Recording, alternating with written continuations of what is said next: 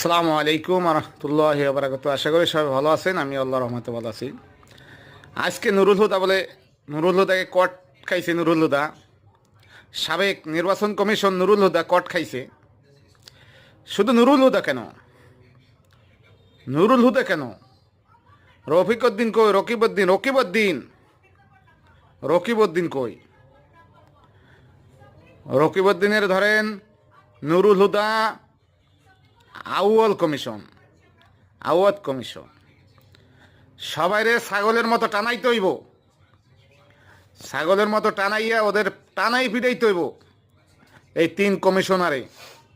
কারণ শেখ হাসিনা যেইটাই বলছে ওরা ওইভাবেই ইলেকশন করছে, আর সরকারি টাকা পয়সা লুট করছে, গাড়ি বাড়ি বুক করছে, জনগণের সাথে তামাশা করছে।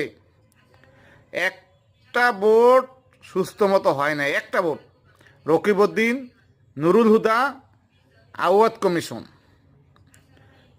একটাও সুস্থ মতো ভোট করে না, একটা ভোট পড়ে না। যেহেতু বিরোধী দল ছিল না, ওদের মতোই ওরা নিজে নিজে কামড়াকামড়ি করিয়াও 5% 7% ভোট পড়ছে। অতএব এরা রাষ্ট্রবিরোধী কাজ করছে, মানবতা বিরোধী কাজ করছে, রাষ্ট্রের আইন শৃঙ্খলা বিরোধী কাজ করছে, রাষ্ট্রের জনগণ বিরোধী কাজ করছে।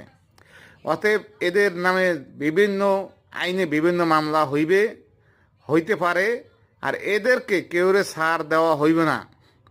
আজকে এই নুরুল হুদা কট খাইছে, নুরুল হুদার আজকে গ্রেপ্তার করছে। ওরে এখন ডিম থেরাপি দেওয়া হবে, 24 ঘন্টা ডিম থেরাপি দিতে হইব। ও জানি আর বইসে না থাকতে আরে, কারণ ওর আমলে মানুষ হত্যা হয়েছে ভোটের সময়। ও কইছে বিশৃঙ্খলার ঘটনা এগুলা।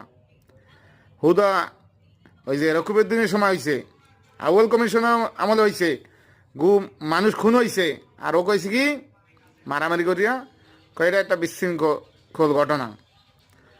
ওরা যখন একতরফা ইলেকশন করছে, হেতেও মানুষ মারা গেছে, এর দায়ভার কে নিব? অতএব এই আউয়াল কমিশন, নুরুল হুদা কট খাইছে। আর এই দুইটা কই আছে? গোয়েন্দা পুলিশ কোথায়? আইসে 1 বছর লাগলো কেন এগো গ্রেপ্তার করতে?